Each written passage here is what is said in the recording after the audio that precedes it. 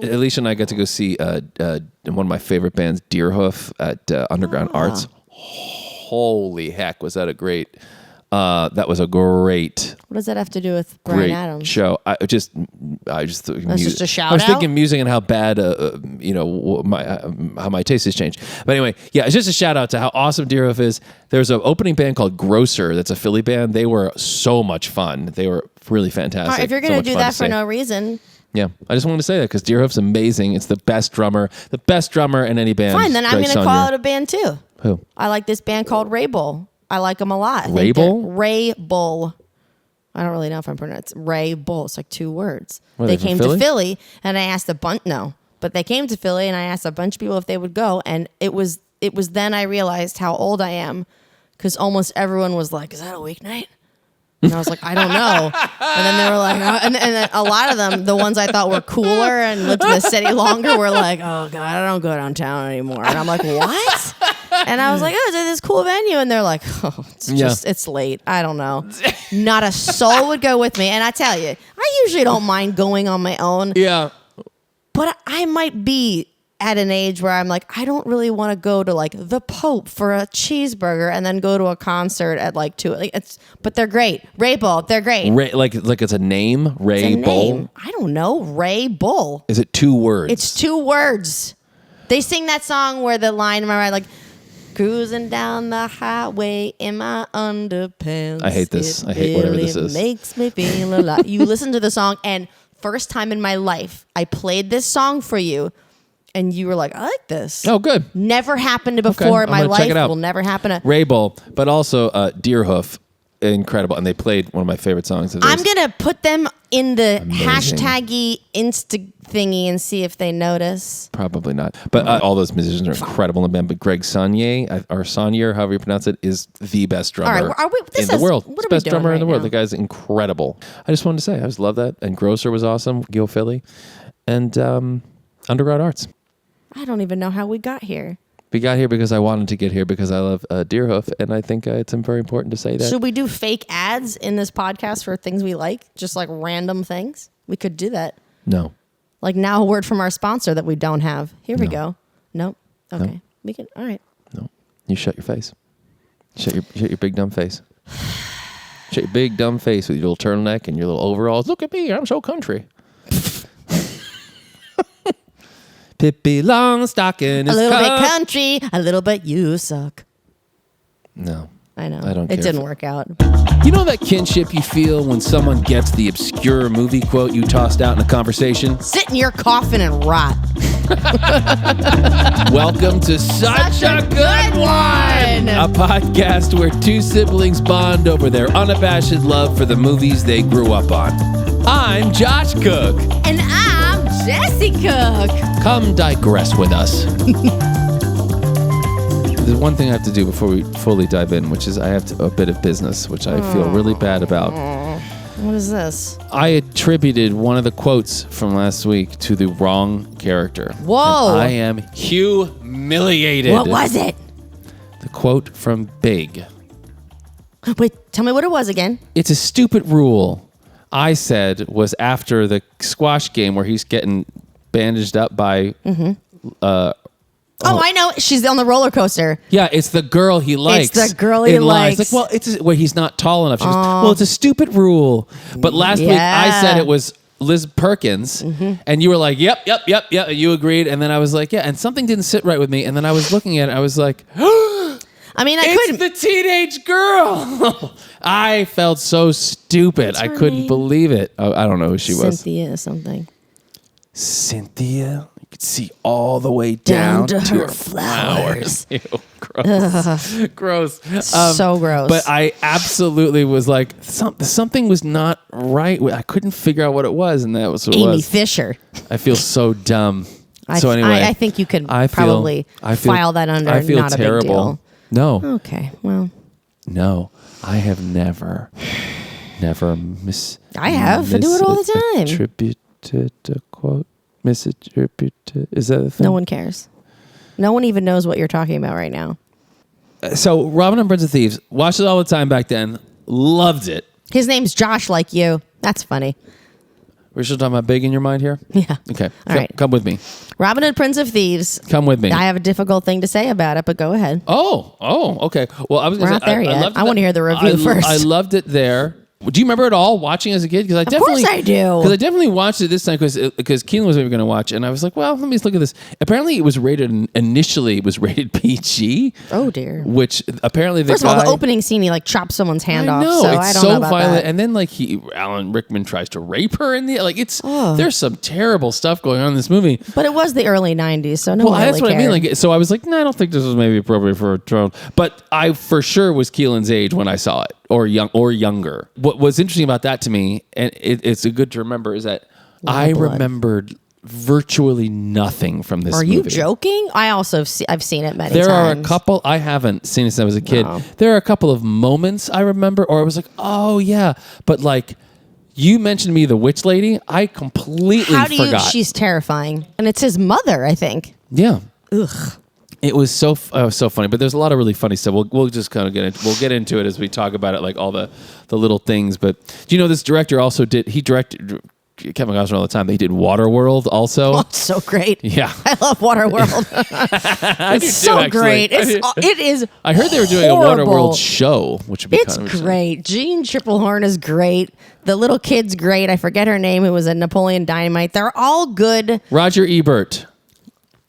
From June 14th, 1991, Robin Hood, Prince of Thieves is a murky, unfocused, violent, and depressing version of the classic story with little of the lightheartedness and romance we expect from Robin Hood.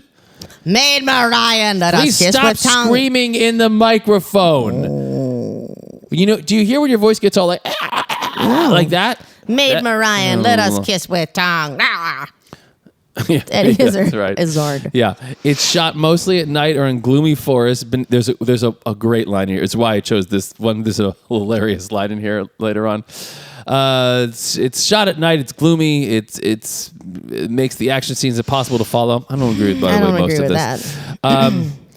Among the movie's many problems, Kevin Costner plays a tortured, thoughtful Robin Hood, totally lacking in the joy of living that we associate with the character. The romance between him and Elizabeth Mastrantonio seems inspired by necessity rather than desire. Mm-hmm. The most colorful character is, of course, Alan Rickman. Oh, yeah. Both the character and performance are inappropriate for this film, and the amount of gore is appalling in a film that will presumably be aimed at a family market. True. To begin with the gore, it begins with the hand being chopped off. There's burnings, floggings. Nottingham tries to rape her. Oh my God! And his dad's dead body in that cage is absolutely terrifying. And also, the guy with his eyes have been pulled out, and he's there in the shadows. Oh, it's terrible. Let's see. He's a turncoat liar. Movie cast. Robin is sort of a populist guerrilla. Che Guevara with bow and arrow. Blah blah blah. His best friend is Morgan Freeman. Take it back. Yeah, there's some rough delivery in this.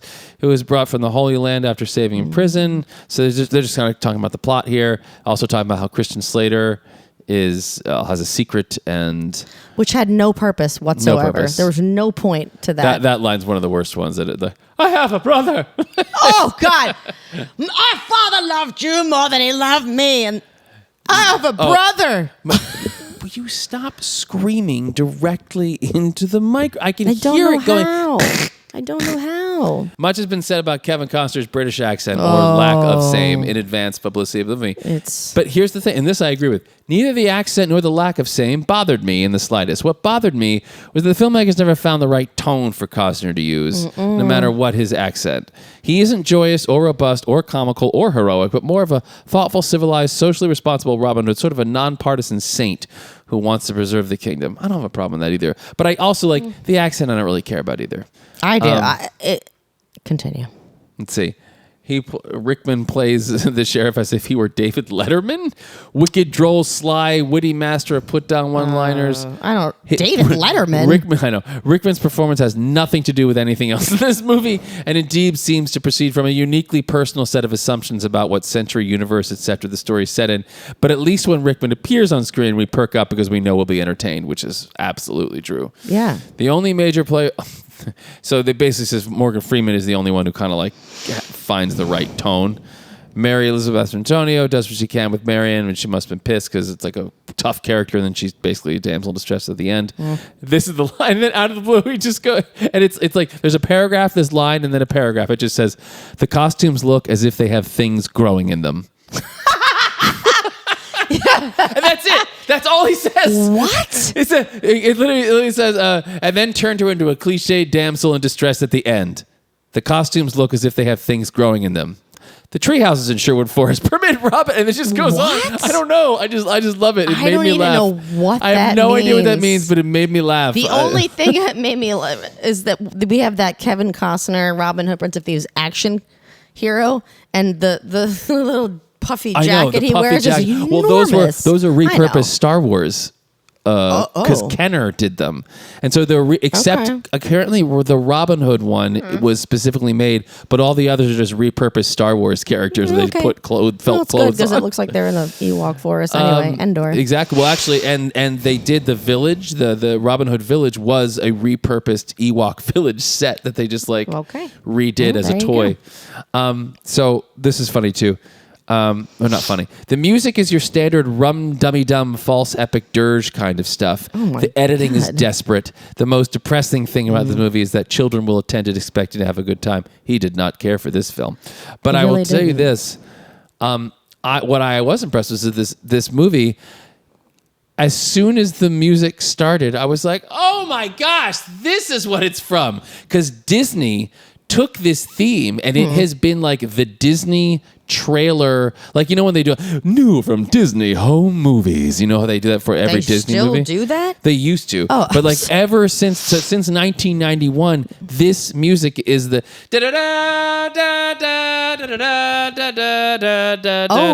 it's like all the Disney new from the Disney vault. It's like it's all the bum ba bum ba bum ba bum bum bum bum bum bum. Oh, really? Yeah, it's all the Disney music is this soundtrack. Did you make that up? No. Really? Yes. Okay. Yeah, so he didn't like it. I agree with a lot of that. So what's your You have a Superman curl now. Okay, so totally not on purpose. This is very hard for me to say because you know how I feel about Kevin Costner. That is some of the worst acting I've ever seen. Yeah, it's not great. It's pretty brutal. Could have had a much better It's brutal.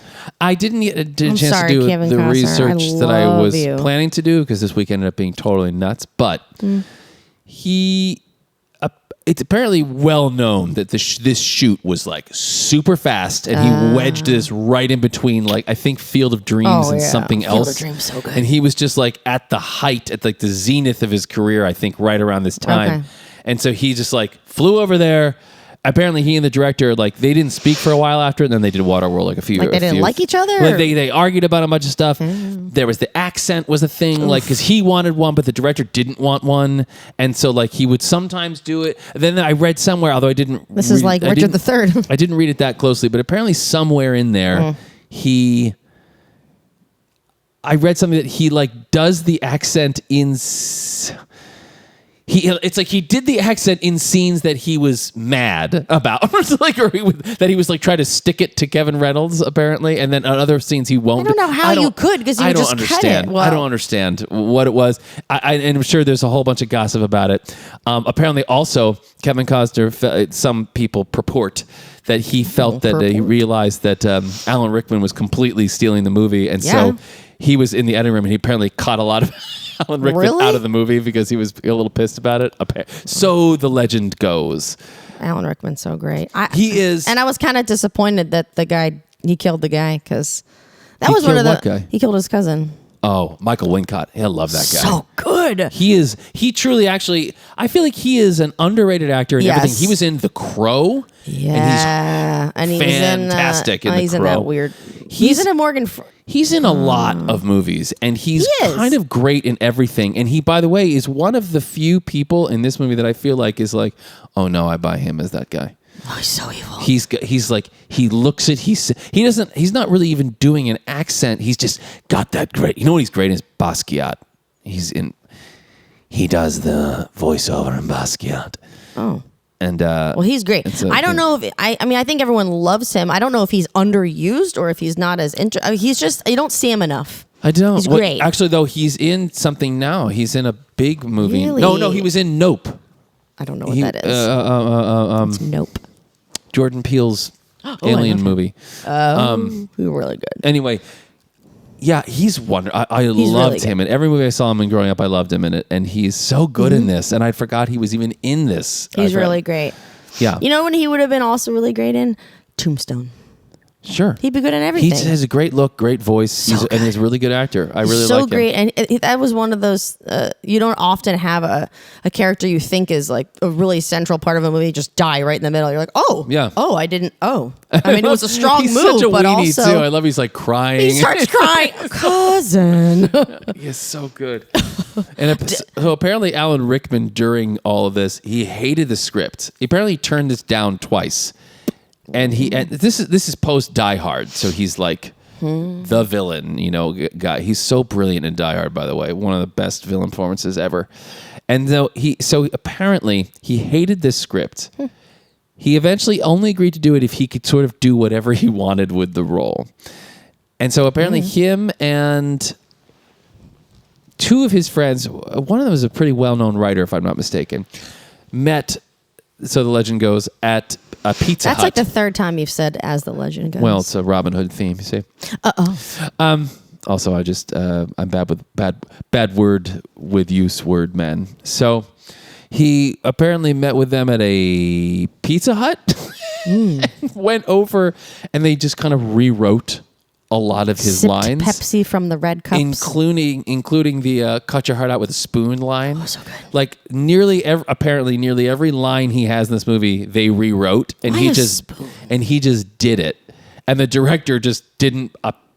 So it goes. They just didn't tell anybody. They didn't tell the writer. They didn't tell the producers. He just kind of shot it as is, and just like that's what we got.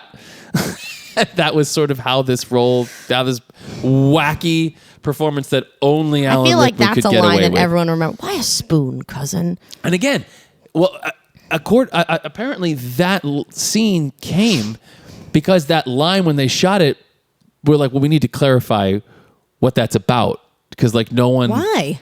Well, because it is actually, if you think about that, you're kind of like, that's kind of random to say. But it's not. But it's funny when he goes, why a spoon, cousin? Why not an axe? Because it's dull, you to it. It'll hurt more. Like, it's so funny that he gets to say it in that way and explain it. So anyway, that's why this role is so bonkers. But what I really didn't remember anything about, like I said, was the witch lady.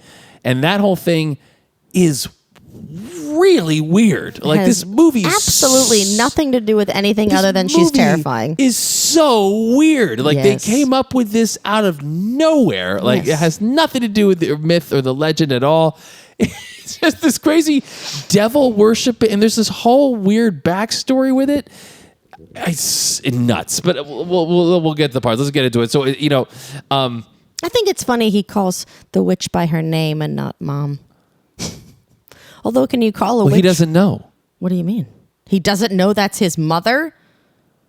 I swear, you say you watch these movies, but then you don't pay attention. There's a whole scene about this. What do you mean?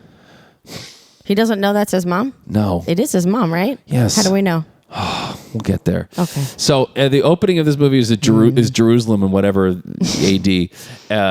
during the Crusades. Like right off the bat, some dude gets his hand chopped off. A lot of screaming, a lot of fire. They're in jail, and it's during the Crusades, and they have these. I guess that's why Morgan Freeman keeps calling him Christian. Yeah, I guess right. Yeah. I never. As a kid, I also feel like that's unnecessary. I didn't get that as a kid. What was going? Why I was like, is he wrong? I'm a Christian. And so, what's funny is Christian Slater's in the movie. He's got long. That's hilarious. Isn't it funny? I thought of it just now. It's not funny at all. They have. I could go for a hot dog. I'm hungry. Okay, go. There are a lot of Englishmen with bad hair. Bad beards and wigs in this scene. That beard. Apologies to the hair makeup crew. It was not. Oh, I know. It's not your fault. Not great job. Not a great job there. So the long hair, and he's gonna get his hand chopped off, and his friend's like, no, oh no, it's Peter, Robin, and it's guy Peter, Peter, who is Maid Marian's brother. We learn, but he's like, no, he's getting his hand chopped off, and Robin's like, I'll go, and he goes and he willingly puts his hand there. I stole the bread, or whatever, and he puts his hand there, and then he has this sweet move, and the guy's gonna the guy's holding his hand with like a leather strap, and at the last second before the ice come down, he pulls the other guy. And then his hand Robin gets Hood chopped pulls off. the guy in, and his hand gets chopped off, and all hell breaks loose. And then they break people out, and everyone else is in chains except the Morgan Freeman, who Azim is his name, who is for some reason tied with leather straps, and everyone else is in chains. Question: what? Doesn't he like insist that Robin save him? I couldn't hear very well. That didn't happen either. Apparently not. He's saying because he's wearing leather straps and everyone else is chained, he can't break the chains, but he can break the leather straps. Okay, gotcha. And he's saying you have to. He's like you can save me, you can't save them. Please, you have to save me. Okay, I got it. And so that's why he cuts the leather straps, and then there's I'm sure there's a thing in there of like, why should I save you? You're a Moor, because it's the Crusades, and I'm sure that's in there too. Well, and as Peter says something about that. Yeah, Peter Lauder. This is a racist. Peter's people. not very Peter nice. And Friar Tuck, not cool. Friar Tuck is not cool very with the Moors. funny though. So I like when he bites that guy's leg. Yeah. So he released. That's Robin Hood. So again with the microphones. Why are you doing? I don't understand. Just put it further. I can't take this. All right. So he releases him, and Peter and Robin and Azim, who is Morgan Freeman. You keep saying that. We know. Somehow climb through the sewers, and they come into the streets of a lovely, clearly a set that was built, but looks like it's supposed to be Jerusalem. One of my favorite details is they climb out of the sewer, and they show a guard up on a castle wall somewhere who sees them, and he fires a single arrow, hits Peter in the back, and if you watch, it cuts back to a wide shot, and Peter's like, and he falls, and the guard just kind of like very casually stands up and just walks off. Really? It's so great. He just leaves? It's very much like he shot, and then it was almost like there's a PA over there who sometimes PA production assistants, they're on the walkies like telling you, okay, go now. They tell him that or whatever. It's almost like the PA was like, okay, walk out. You got to walk out of the scene. You got to walk out of the scene now. The guy was like, what do I do? He's like, just walk out. He just walks out. I did not. Great. Yeah, Peter's like, ah! The guy's just like, doo-doo-doo-doo, and doesn't bother firing more arrows or screaming. Anyway, funny detail I like. So Peter dies, and he's like, you must take this ring to my sister. Tell her I died a free Englishman. Oh, and then he dies. He looked a little bit like Kenny Loggins. He did. You're right. Hey! Kenny Loggins, master of the 80s. I love him. Do do do do do. To the Enough. E.T. E.T. That's what I say to the students. Did I tell you that? When they're really boisterous, I say... Once again, it doesn't work. It does work. Because I just did it, and you're still talking. But I didn't know if you knew. Oh, I did tell you that. Okay, say it again. Ready? E.T. Phone home. Good. So anyway, they continue. So Robin he's very upset that his friend is dead and shot in the back by a guard who was apparently going on lunch break, and then and then Morgan Freeman basically is like, I'm in your debt. You have no say in the matter. I now have to stay with you till I save your life. Which whatever. They get out of there. They're out of Jerusalem, and they and then we cut to Robin. He says his name is Robin of Locksley, and then we cut to Locksley Castle with his dad, who's writing a letter looking for information about his son in the Crusades. Do you like that impression? And then he gets dead. It's Brian Blessed. So they are unalived, as the children say, which makes me super angry. There's no need for that. That's not real. Unalived? That's what they say now. No, and they it's must be saying it jokingly. No, it's become a thing. That's dumb. I don't like it. So anyway, I hate it. I hate it when that happens. Locksley Castle, Robin's dad. We get a little bit of a glimpse that like the dad, they had some kind of falling out, and Robin's gone to the Crusades, and he's looking for his son. He wants to. We have a little hint of that, and then Duncan comes in, who's his like servant guy. He's adorable. Who's adorable, and this one of the what do you call them? Like subjects, I guess, because he's not a king, but he's a lord. He's like a landowner. So one of his people on his land or whatever is like, sir, they've taken my wife and my daughter. You must help. And he's like, God, I will help wife. You. I will. Stop yelling at me. I don't know how to not do that. Okay, I'm back here. You've been very good at it for like a long time, and now you're just screaming at it. So the dad gets on his horse with a sword, and he rides outside, and immediately outside is a very spooky, like, what is it? A few dozen guys in robes with some strong... It gives Princess Bride when they're all waiting outside the castle.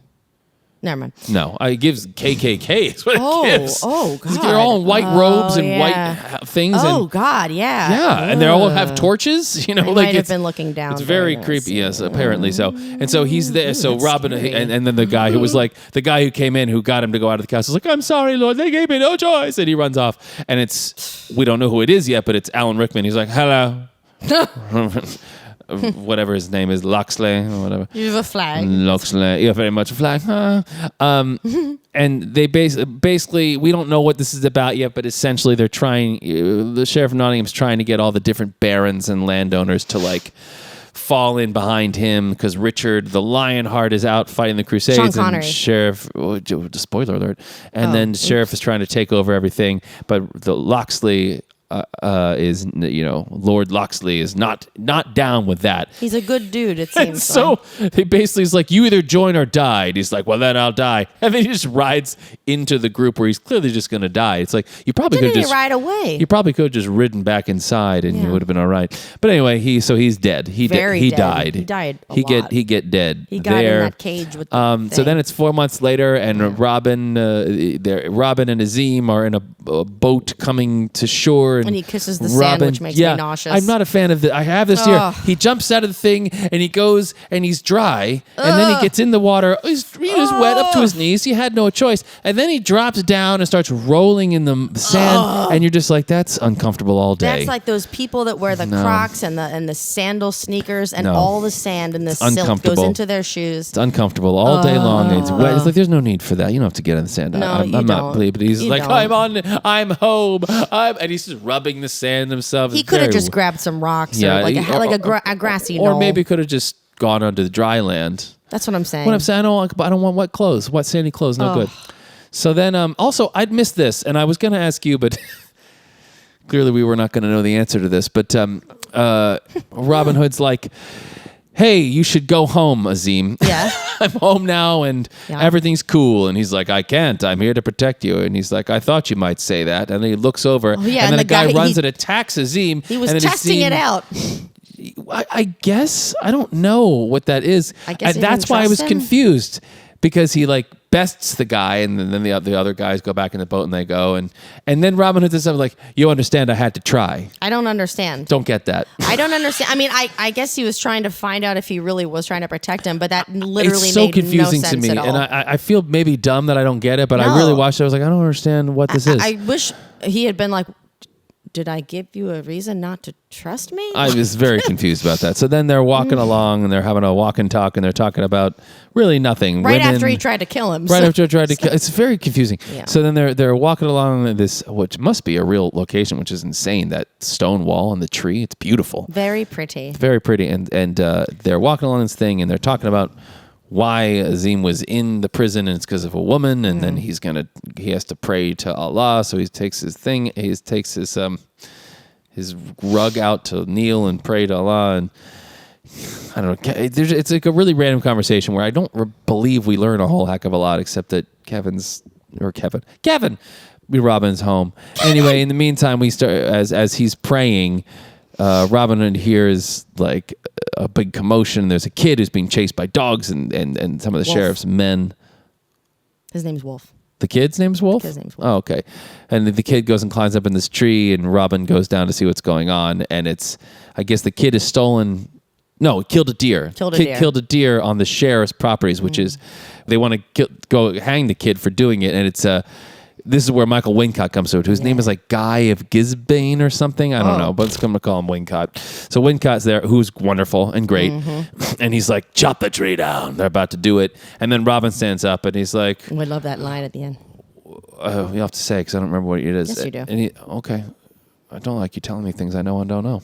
So Robin sets up, he's like, this isn't your, he gets the lay of the land and what's going on. He's like, this isn't your land, it's my land. And Wincot's like, pray tell me your name before I run you through. That's the one. And he goes, well, my name is Robin of Locksley. And then basically he tells the soldiers to kill him, and then Robin Hood beats all of them up. Yeah. Meanwhile, he's like screaming up the hill to Azim. He's like, Azim, I need your help. And he's like praying. And he's like picking and choosing when he's going to help him. Yeah, which we get that in a moment. That he's like, he bests all the guys, and then he tells Michael Wincott, you go off and tell the sheriff that this is my land or whatever, because he doesn't know that his dad is dead. He doesn't know any of this stuff. I like the run through line. I feel like that should have come through a lot more in the movie.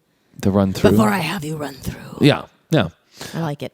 So then he saves the kid, and he says, is it true you killed a deer? And the kid goes, hundreds. And then he runs off, and it's great. And that's when he's like, what the heck, man? He's like, you're supposed to save me. I need your help, but I'm bested 6-1. And then he says, you whine like a mule. You're still alive. Just a great...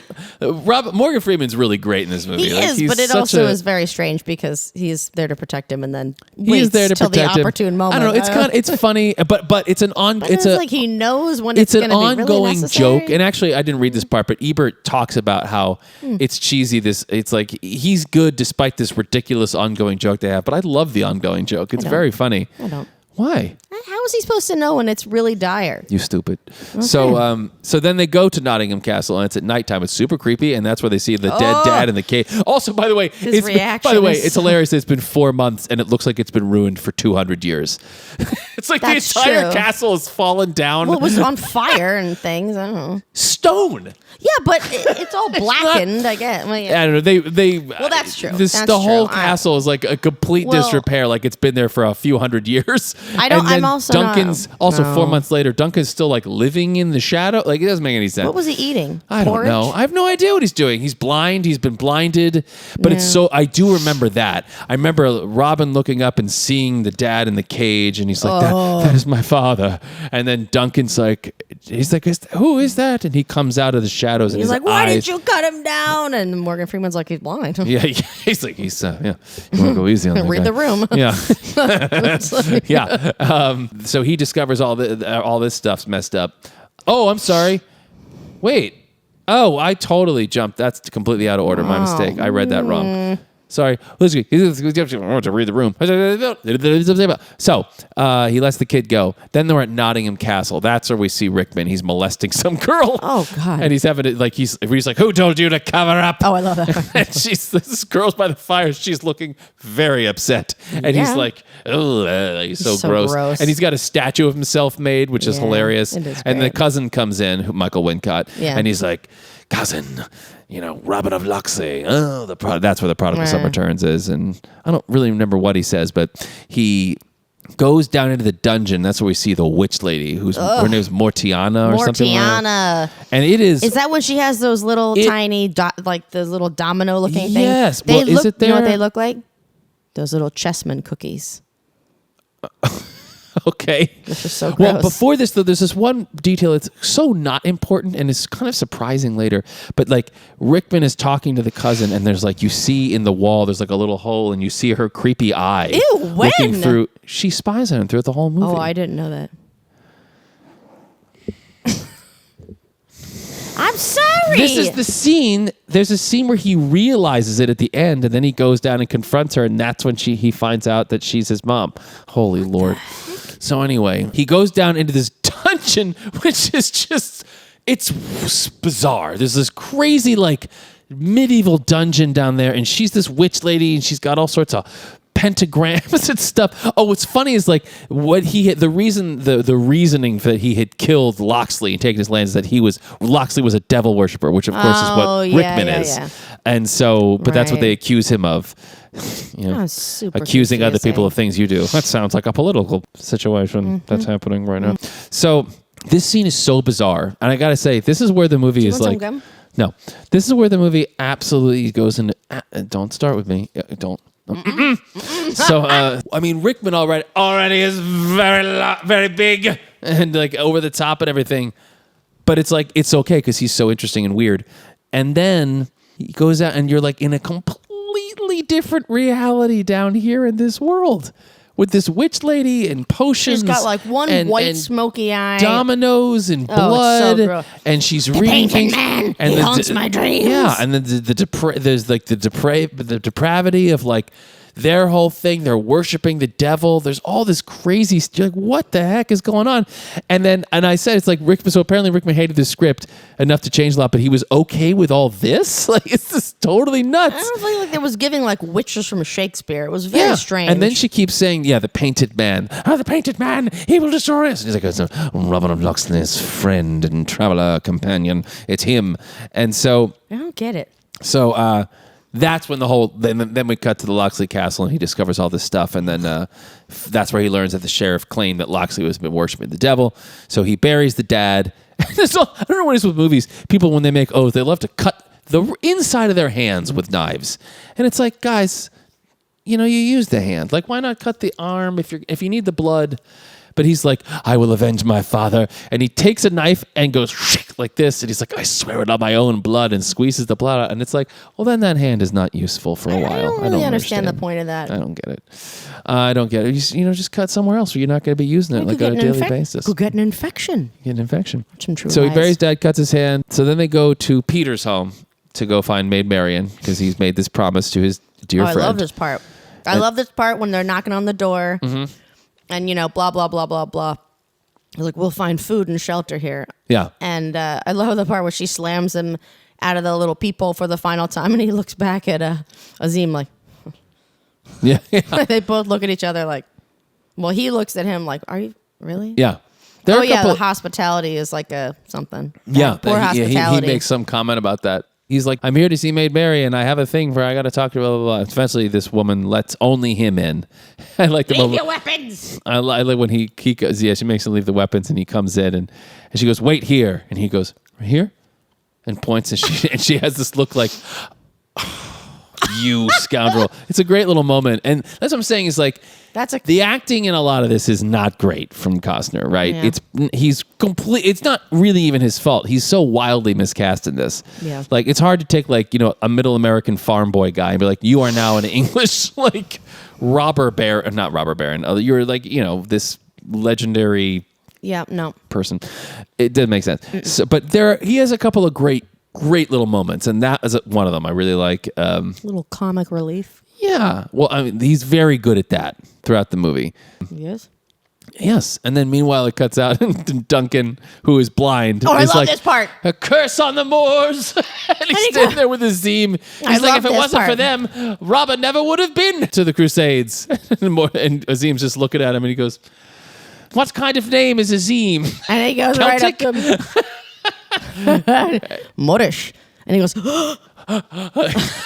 he throws himself. Yeah, very funny. That's such a funny expression. So then a fake Maid Marian appears. Oh, she's awesome. Which she's great, but it's she shows up and she's, looks like hell. They gave her some kind of not great makeup. Her hair's crazy. And she is also large. She's also overweight, which is I wrote it was like a classic 90s thing. Where he sees her and he's like, and he goes, oh, the years have been kind. Thank you. It's such a her response is great. Thank you. I love it. He's like, well, step into the life where we know each other well. Yeah. She's like, oh. I mean, at least they gave her some not great makeup, but it's such a classic 90s thing. You're like, oh, she's overweight. Yikes.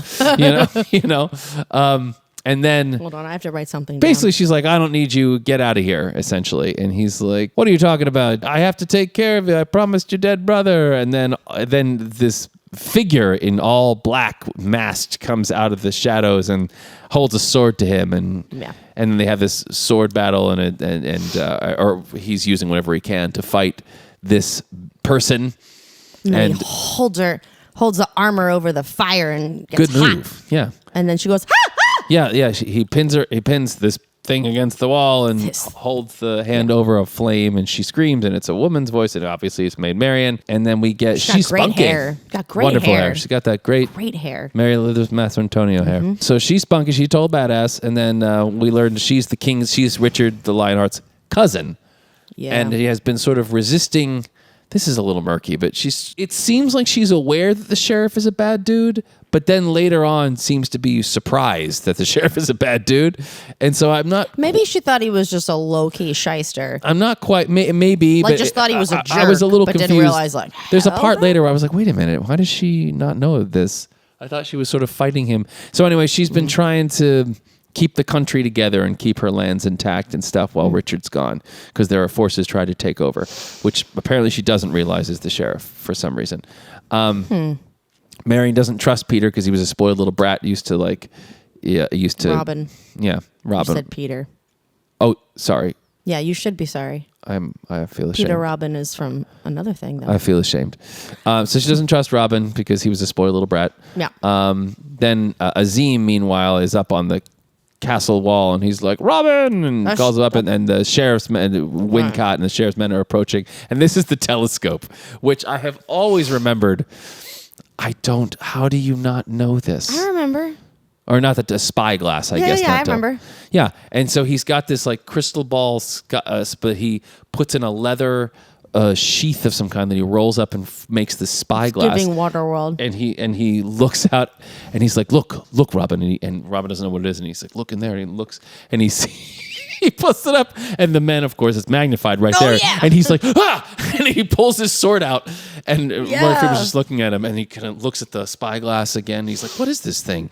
And he looks at the man and looks back and he kind of looks up again and then slowly holds his sword up and like tries to stab them as they're like approaching. And it's so stupid, but it's so funny at the same time. It is funny. It's such a dumb moment. Like it is so dumb. It is. And it's very clearly in no way belongs like in any movie. It's sort of taking itself seriously, but I kind of love that it's there because it's just like it's one of those, it's such a great, example of 90s movies, like sweet spot of just fun. Like everyone's a little bit like wink wink, we're in a movie, you know what I mean? And it's like it kind of sucks now if that happens, but like back then there was something kind of almost charm. It was like an era where that kind of stuff happened a little bit, where it doesn't make any sense, but you do it anyway because it's fun and enjoyable, and I like it. Like in True Lies when he's like and the horse backs up. Not at all, but you know what I mean. Oh yeah, well, just those cute moments. Well, that's a little different, but because this one's sort of is serious, but then also like it really is a bunch of different movies. This movie, like there's the Alan Rickman movie that's happening with the witch lady, which is totally bonkers. Yeah. I also noticed that like the camera work in this movie is really interesting. Like they get really, really close, and gotta love that classic arrow shot. And it's very shaky. Like it's shot in it's not in a style you would expect to see. They do a lot of lower angle things. They do a lot of low and weird angles, and then but like I said, there's a lot of strange pans, and it's like all shaky and handheld. It's kind of actually effective. I kind of like it. So they get run out of the castle, and they're chasing it. It leaves with Robin slapping her on the butt, and she's like, "Oh!" And you're like, "Oh, okay." And I guess we're already there. Super weird. It is super weird. And then the Wincott rides up. He's like, "Harboring outlaws, are we, Mary?" And he's like, "No, they've stolen my horses. You've showed up at the right time." And he somehow buys it, I guess. I don't know. And so they chase them all. There's like, I like that they're riding across this just absolute empty heath. There's nothing.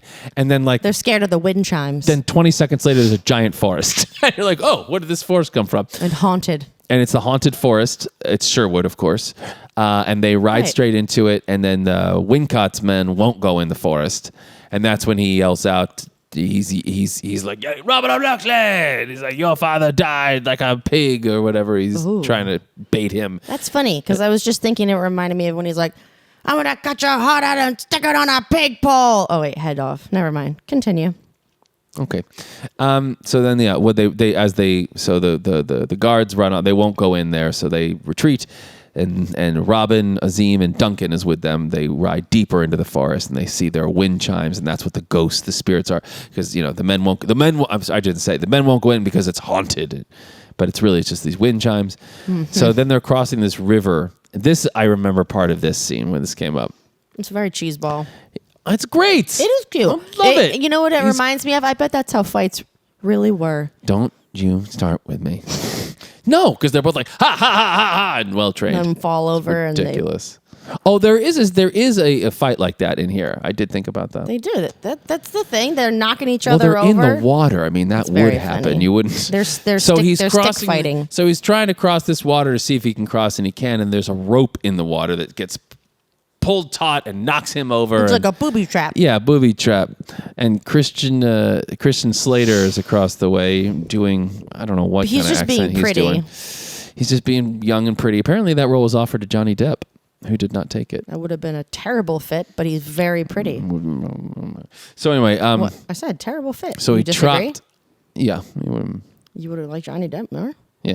So they knock him over, and this is where this is the merry band of thieves who are in here like stealing from the rich. He's like, "Hello, rich man. You have, And he's like, I am not rich." He's like, "Anyone who travels with 2 servants, it says he's not rich, is lying." And I forgot. Robin took from his father's place this one medallion that means like the world to him. So he's got this on, and that's where he says, I'll fight you to cross or whatever. And that's when Little John or John Little appears. No, it's Little John. Okay. John Little comes out as big dude with a huge staff, like wooden staff. And he's like, "I'll fight you. That medallion can feed us for a month. So you'll be giving it to me as taxes." And so they decide to fight. And right before they do, the kid that Robin saved runs out, and it's Wolf, as you said his name, is John Little's son. This is one of my favorite That's your father? comedy moments. Yeah. And Robin's like, "That's your father?" And the kid goes, "Yeah." And Kevin Costner goes, "Yeah." It's just great. He goes, "Yeah." And then it holds on him. It holds on him. He's like, "Are you kidding me?" It's this great line. It's great. Oh, it's so great. I love that part. It's such a funny This is what I would call a doofus fight, where they're just hitting each other with sticks and yelling and everyone's cheering. Yeah. And so they have this fight with bow staffs and they're not just big sticks? What's a bow staff? It's that. They're big sticks, essentially. Fancy. Cool. I think, unless I'm saying it wrong. Right. I have here, I like the ongoing joke about Azim, because he's like, "Can you help?" And he's like, "No, you got it. You got this." It's great. And he's just, Morgan Freeman's like, "I'm not hitting anyone with a giant stick." But it's another great moment where Kevin Costner be like, you could use your help if you want to help save, pay your debt. Is great. Wait, which is the part where... No, that's not yet, when Duncan's like, "Point me toward danger, sir. I'm ready." Yeah, and he's blind. It's somewhere in there. Yeah, I can't remember. That's very funny. Duncan. John Little basically knocks him down Why are pretty you calling quickly. him John Little? He tells him later. Okay. So he knocks him down, and then it's when he looks over and he's like, to Azim, he's like, "Any ideas?" And he says, "Get up. Move faster." So he gets up and runs and then attacks John Little from behind and knocks him down. And he goes, "Looks like I've bested you, John Little, or should I call you Little John?" Oh. That's where it comes from. Okay. And then so John knocks him down. And then they think he's drowned. And they think he's drowned. And then he thinks he's drowned. And then Robin pops up and hits him in the nuts. Oh. And he falls over and the fighter. And then they get, I don't know, they somehow... They come to an agreement, like they have each other's respect and everything's fine. And he says his name is Robin of Locksley, and Christian Slater's like, "Smolder." Ugh. Because that name means something to Christian Slater, but we don't know what. Here's a secret. Okay. So later at night, they're drinking around a tree. They've invited them to come join them. They're all... There are some cringy moments for me. It's hilarious that John, by the way, is just randomly way up in a tree. Everyone else is down on the ground drinking, and he's just way up in a tree by himself talking. It makes no sense to me. It's such a random choice. Willow! When you like, "Matt Mardigan, help me." Oh, Willow. What are you doing up there? Good night, Will. Not again. So they're drinking around a tree. Robin stands up for Azim here. Yeah, I love that. They're not giving him... He does that a few times, and I'm here for it. They're not giving him the booze, and he's like, "Why can't..." He's like, what does he say? Has English... hospitality degraded so much that my friend isn't welcome. And he's like, he's a savage, sir. No more than you or I. No more than you are. Yeah. I like that. Wait. I don't know why. Only as savage as us. That's not what he says. Oh, okay. Okay. Well, I don't like when he said, "Give the man some meat." It gave me the ick. Mead. That's what they're drinking. Mead. Mead. Now I get it. Okay. Give the man some meat? I thought it was like, it's hearty, and I pictured it like a minestrone with beef, and it sounded great. And I know it was alcohol, but at first it feed your bones. Anyway, mead. I get it. Yeah, got it.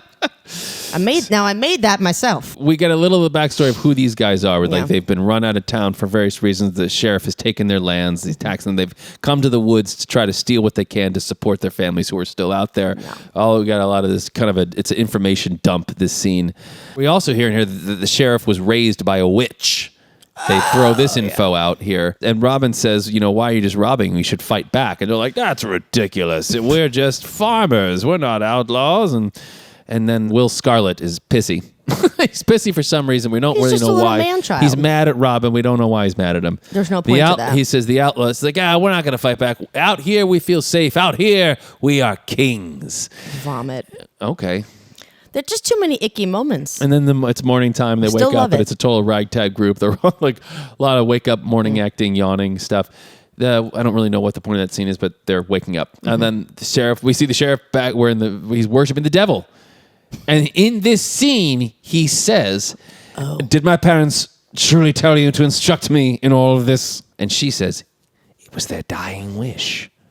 That's the answer. So that's why we're getting why he doesn't know about her being the mom yet. Spoiler. She is ugly. Robin is in disguise in the church. He's going to church. He's got a big robe on. Mm-hmm. Everyone's in church. Marion and the bad guys are there too. The priest is clearly a bad dude. He's in the sheriff's pocket. He's so gross. He's like a walking tater tot. He is a walking tater tot. The beggars are, and then the service is over, and there's a bunch of beggars like, please, sir, can I have, please? And everyone ignores them except Marion, who is like, and turns to her lady. She's like, would you? And she's like, yes. And she gives all the money to people. And she moves on. Marion goes to pray, and Robin walks up next to her, and I don't know what he says, but he starts talking to her and something, and she's giving him information about the sheriff, and she says, he's mounting an army. He's building an army. All the blacksmiths are holed up at the castle. They're working all the hours of the night. He's preparing for something. And then he's like, thank you for this information. And she says, Robin, do me a favor. He says, what? He goes, take a bath. A bath? Yes. Because I guess he smells. Yeah. Did you put that together yourself? Robin, so then Robin surprises the priest, and we gather that, this was the priest when he was a kid, and I see a man. I see the boy I knew in the man before me. But he liked the boy better, I bet. Oh, no. Too soon, crusades. It was a boy. The priest is nervous because he goes to kiss his hand. His little feathers are shaking. His hand is shaking because he's nervous because he knows he's a dirty. He's a bad guy. He's a dirty rat. See, he's a bad guy. Yeah, see. Oh God. So then Nottingham. I love this guy. What are you talking about? See, I'm gonna do the rest of the episode like this. See, yeah. So Nottingham is in love with Marion. See, yeah. He's talking to me. He's like, Marion, I love you, and says he'll hang Robin for all that for stealing her horses. Says he doesn't think Richard will return, and Marion says that he will return. Mm-hmm. Meanwhile, the priest is telling Robin that his dad was worshiping the devil. Robin knows he's lying, and he says, you're lying. So he goes to leave. He's pissed off. He opens the door. Yes. I love this bit so much. He opens the door just as Rickman and Wincott are coming around the corner. He opens the door. They're in the door. And Rickman has this look of, just look of like, you're Robin. He's very, very, and very it's so big, happy. and only he can get away with a look like that. It's so it's so campy, and Robin just slashes his cheek. Face. And this, I love too. He falls against the wall, and there's a pause, and he goes, ah! he just screams. He's so angry. He's so pissed off. He's like, ah! He's so mad. And Robin slams the door, and he goes back in, and he's like trying to figure out. There's some weird. Cut the thing and there's goes some flying weird up I don't know, the way the crow's thing nest is built. situation. Yeah, thank you. A crow's nest, and there's some rope thing, and he cuts this. Very Peter Pan. Yeah, it's very Robin Hood, isn't it? I know. Isn't it now? It's like a chandelier. He cuts it, and the chandelier falls and flies him up there. They burst open the door, and that's where he has that amazing line. He says, "Loxley, come down. I'm gonna cut John out with a spoon." And then the horrible retort where he goes, then it begins. It's so like, oh, all right, we could have had a better take on that one, I feel. We could have been like, bye. Yeah. Oh, and so Robin escapes, and then there's this hilarious run. Rick was just running down the hallway, and he stops and slides. And then someone was in his way, so he starts hitting the guy. He starts punching him. He starts punching the guy in his way. He keeps running out. Oh my gosh, it's so funny. And then when he finally makes it to the edge of the castle, I love that he's just so angry. He starts punching the guard. Oh, so good. And then he runs at the crowd. And because Robin jumps on Nottingham's horse, steals it, rushes out of the castle. The one guard at the gate tries to stop him, and Robin knocks him in the thing with a bag of potatoes. And the guy falls down. Sheriff misses him, and he picks up the guard and misses him and just starts beating the hell out of him. And then he gets mad, he turns around to the crowd, and he's like, ah! And he's mad at the crowd, but then the guard has fallen on his cloak, and as he walks away, the cloak rips, which I feel like it had to have been a mistake, but it was so funny. It's so great. They've torn our carpet. So then back in Sherwood, and they're all like, "You've started a war. What have you done? That's the sheriff's horse," which is funny. They should have just been like, "You're all a bunch of pansies." Yeah. And he says, "We should fight back." And then John says, "Are you planning to join us then?" He goes, "No, to lead you." Oh, God. Yeah. And then Azim, when does he jump on the log? I love that very part. soon. Oh, God. Or somewhere in here. Azim warms... Oh, not yet. No, sorry. Not yet. By God, we get it back. Yeah, I know. Azim warms Rob. He's like, "These are just simple people. You can't do this." And he says, "I don't... Just remember... Friendly reminder, I don't want your company. I don't need you here or your oath, so thanks." And you haven't saved me or helped me yet, You can chill. And then we have why a spoon, cousin? It's dull, you idiot. It'll hurt No, twit. more. Because it's dull, you twit. It'll hurt more. Yeah, it's a good Rickman. So funny. And he's like... Someone's attending to his wound. And he's like, "I want him killed. I want you to raid the villagers and make it so that he steals from me, I punish them, and they'll hate him for it." And then I don't know what he says to the guy who comes to do his stitches small. Yeah.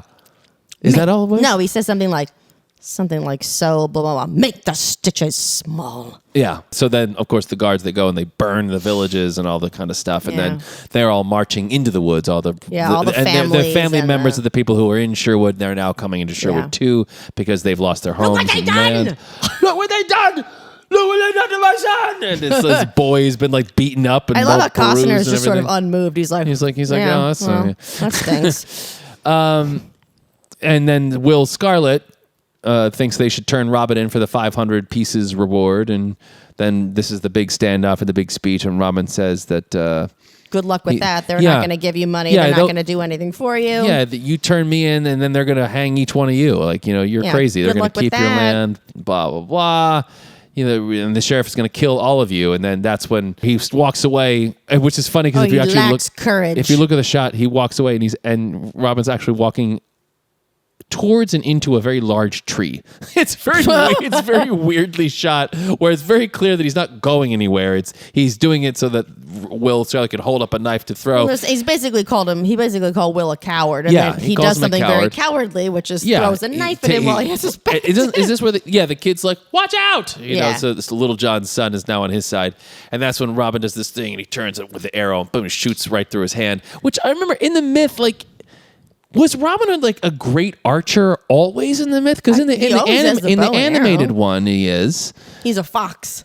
Yeah. In the animated one. Yeah, but like, I don't. Yeah, he's always. Keelan had to read it for school last year, and I don't remember anything in it particularly about his archery. But maybe I'm wrong. It's entertaining. It's great. But I love it. It's the thing. It's my most favorite thing.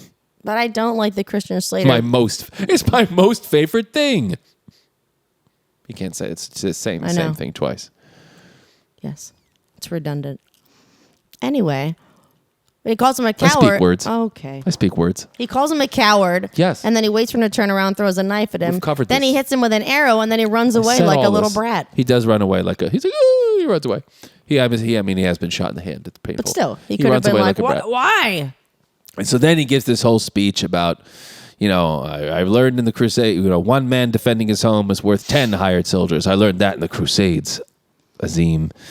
And then he whips them all up. He's like, we're gonna fight back, and we're gonna do this, and we're gonna build a society here. And then there's a whole montage where they're building weapons and they're training in their houses. They all know how to make everything. Yeah, well, I mean, a lot of time passes arguably. They make it seem like an afternoon. It does seem like an afternoon they're like montage. pouring, metal into arrows and things. There's a lot of there's swords and there's training and there's all sorts of stuff going on. There's tree houses being built.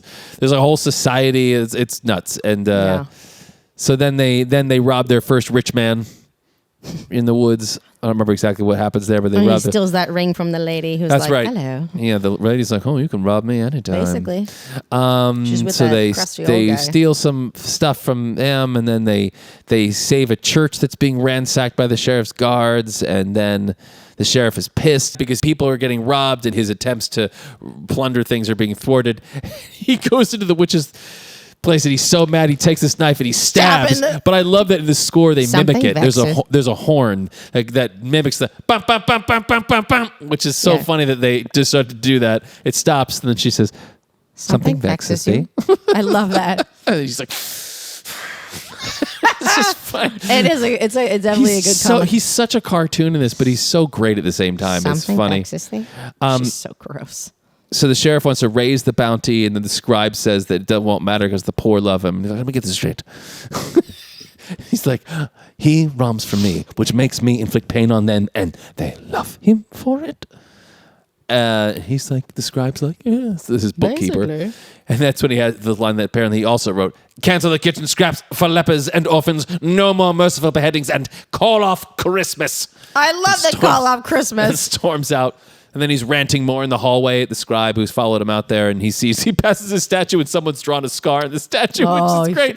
And you, 10:30. You, 10:45. He sees two, bring a friend. Let's just say wenches. Two wenches in the hallway, and that's what he points to. He says, you. 10:30. My room, 10:30 tonight. You, 10:45. And bring a friend. They're both like, oh. Like also, these are all like all these lines he and his friends wrote, and the director was like, yeah, that's cool. Just go ahead and do it. They're back in the woods, and then there's a caravan that Wincott is leading with Friar Tuck. He's a big old friar. It's Friar Tuck, right? Yeah, Friar Tuck. Yeah. He's big old friar who's just drunk and singing. So drunk and so salty. They have this big ambush planned, and Azim's looking through the spyglass, and Robin's like, how many? And he goes, at least 20. And then one of the other men asks Robin, he's like, how many? Robin goes, 5. And Morgan Freeman looks at him and he goes, they can't count anyway. It's such a great line. Awesome. Yeah. So they ambush them in a very clever way, and that's what they start. I remember trying coming out of the ground, and they've built these like forest quilts, yeah. Camouflage of like leaves and twigs, and they. Josh, did you make one of those? Oh, for sure did. Josh was a big fort builder. For sure, because they planned forts. It where the caravan sees two guys trying to put up a roadblock. And they get spotted by them, and they give chase, and they're running, and they run around a corner and slide under this what looks like a canopy they've made that's like held up by sticks. And it drops down. And they pull the sticks out, and it drops down. It looks like the forest floor. I for sure made one of those. Not nearly as effectively, but also I probably didn't like laying in the mud. Why? But I did build those. A lot of worms. Absolutely. Yeah. As I was running around pretending I was Robin Hood. Totally. So then they successfully murder all the other guards and then bury them quickly under the forest canopy quilts they've made. And then Friar Tuck tries to escape with because it's all beer that he's got. Yeah. And he tries to escape. Yeah. And he kicks Robin in the face and tries to escape, and then he gets knocked in the head with a tree branch and falls over. I love his whole everything's gonna. He's just he's got a Chris Farley. Yeah, he does have a Chris Farley situation. Yeah. And so they as punishment they make him drag the wagon back like he's an ox. And he invites him to join and minister the people there, and which he agrees to do. But they get a big score. There's lots of gold in there. Lots of beer, lots of gold. Mm-hmm. Tuck says he will stay. Wincott goes in and tells the sheriff that they lost the gold. And I tried, cousin. I tried. And it's true. Like, again, it's a very bold move for them to kill this character, but also to have him just cry. Yeah, he's after being such a hard, creepy villain. So creepy. Yeah, and then Alan Rickman's like, oh, cousin. And he's like, I can't have you embarrassing me. And then he stabs him through the heart. And there are all these blacksmiths making swords. And he's like, it's very good steel. He just drops him dead right there. And it just... drops the sword, walks out, leaves him dead there. I don't know how I felt about him crying other than it was kind of funny. Then there's the two idiots that are robbing Marion. I like their conversation. So just funny. He's like, you take the one on the left. I'll take the one on the right. Right. Which one's left? This one. Okay. Well, which one's right? What's the other one? Well, which one are you taking? I'm taking. Let's just jump out and get them. They're definitely just some nice comedic, a little Monty Python situation going on there. And I love how the fake Maid Marian is like, what? I know. Yeah. So they stop Maid Marian and her right hand woman, and then they knock them out basically. They're like, you will take me to Robin. She says, we work for Robin the Hood. She's like, take me to him now. And that's when this like so creepy weird scene occurs where like he's swimming naked in a pond or he's taking a bath. A waterfall. And the two idiots are like, no, can't go down there. No, you can't. What are you doing? Close your eyes. You cover your eyes. Which is so stupid. Realize he's naked, and then the lady in waiting is like, oh, I do say. But what's creepy, what's horrible is there's this big old close up of Mary Elizabeth Mastroniani she's like, oh. And then you see Kevin Costner's buttocks. It's not his buttocks. Apparently, it's his stunt doubles because the water was so cold. That like they didn't want to like risk him getting like a cold or hypothermia or something. Oh, okay. So they put the stunt guy in there. It doesn't matter. She sees a butt and she's like, well, hello. Yeah, well, she's like, hello. She's like, and she's like staring at it for a long time. And it's like this really weird close up, and it's. And then she's busted. He turns around and she's like, oop, yeah, it's so weird. And then he shows up and he's awkward. She says, what are you doing here? And he's like, well, I'm taking a lady's advice. Because he's taking a bath. He didn't have any bubbles. Yeah. So Robin then shows her the city that they've built in the forest, which is tree houses and everything. Extremely intricate and well crafted. Oh, yeah, extremely. It's like it's been there for years. Yeah, it looks like they just invaded the Ewok Many generations have lived in this thing. And it was just so crazy. Gold and room for gold. But he's like, he's trying to show off because the wolf is trying to shoot and he's doing well. He's like, but can you make the shot when it counts, when you're distracted? And he like tickles his ear with a feather. Yeah, he's got his bow and he like does, it messes the kid up. And then she's like, well, can you? Marion and so he's like, well, and he goes to take a shot, and then she very provocatively, sultry manner goes in his ear, and he completely misses the tree, and everyone's like, so sexual tension. Yeah. Then Friar Tuck, where he's preaching about the virtues of beer, shows her the treasure room, and then it's all this gold, and she thinks he's stolen it for him, and he's like, no, we're giving it to people, and we're doing this, and we're saving it for Richard, so that all this stuff, because he's using it. This is when he tells her, well, the sheriff is using it to bribe all the other barons to join his team. And she's like, huh? And she's like, what? And you're like, wait a minute, I'm so confused. I thought she knew this already. She's just a dumb lady, apparently. She is a dumb lady, right? What are we talking about, right? What are we talking about here? Buttered sausage? It is kind of strange because like she's so like gung-ho in the beginning. She's like, I'm a fighter, I'm a warrior. And then she kind of increasingly does become a little dumber as the movie goes on. It's very weird because they did start her off. She falls into that damsel in distress. Yeah, I know. They started her off as this really awesome kick-ass character. Well, she just keeps getting bested. But again, early 90s. Oh, yep. Mm-mm-mm. Although she had just done 2 years earlier The Abyss, where she's like a total badass the whole time. Mm-hmm. And even when she is saved, it's her decision to die, right? Remember that? True. She's like, not only her decision, she's like, you will let me die, basically. And so she's it was her idea, the whole thing. She's badass. Yeah. So anyway, dinner and salad, but not so much in this one. But she looks amazing this one too. Beautiful. So beautiful. Lovely hair. Dinner and celebration. Yeah. No dead acting in this one. No Best dead acting. So the dinner and celebration is going on. The kid walks up to the Azim and he's like, did God paint you? Did God paint you? And he's talking to her. Then Friar Tuck, who's super racist, apparently, is like, get away from her. Don't tell her your savage Moorish things, your stupid, awful God. Oh. Don't lead him away from the Lord. You're like, gee whiz, what the heck? He does come at him pretty hard. That happens, and then when the birth thing when there's some line in here about nobility is not a birthright, it's defined by one's actions, which I also like. I think Robin's saying that to Marion. And then we get a little bit that Robin was mad at his dad, and we get that his mom had died, and then the dad went and found comfort in another woman, and he hated him for it, and that's what drove them apart. And actually because Robin hated him. Little foreshadowing here. Because Robin hated him, that's why the dad stopped seeing the woman, and they broke up, and then Robin left, which is very important. But we don't know why. Brat. So, and then something I have written here. Some men speak of, because he's talking about what he's going to do, and he says he wants something simple, and she says, "Oh, men speak of love when it serves their purpose." Accurate. Yeah. So, then there's this whole crazy thing where Little John's wife is giving birth, which has nothing to do with this movie. It's this whole like life, blah blah blah. But also, then you also see more racism because they won't let.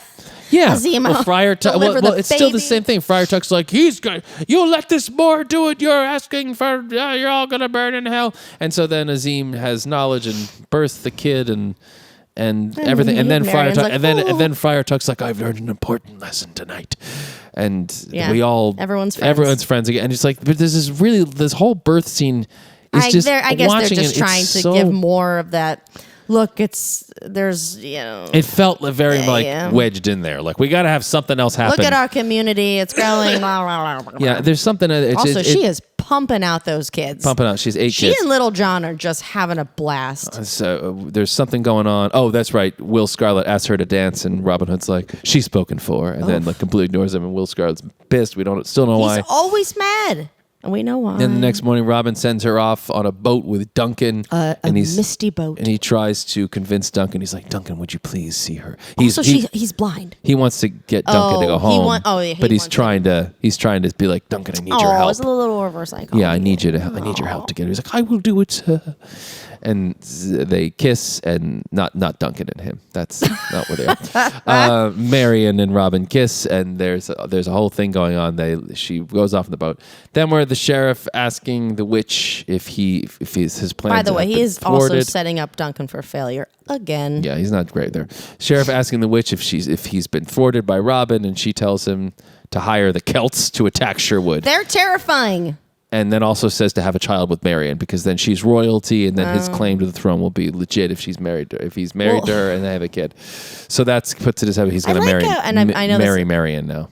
This is like in all these movies. There's always some band of like, Rah! Oh, wait, hold on a second. Robin also asks her to take Duncan, but also asks her to write a letter to Richard saying what the sheriff is doing. Come back, help. Which is important, because then Marion does, and she gives it to the priest. Oh. She gives it to the priest, who is like, well, I will have my dude ride to London. Yeah, he's very shy. But and he sends her off. And she's like, well, I'm going to send my person too. And he's like, you don't need to do that. And she's like, I'm going to do that. And then they ride off together, and the guy clubs her in the head. Clubs her with I thought he was going to kill her, but apparently she shows up alive later on. But anyway, so obviously the letter's not getting delivered. It's given to the sheriff, which we find out later, but it's pretty obvious. Why didn't she just send the woman? Why did she send the priest? That is a good question. I guess because she trusted him, but I also just don't trust.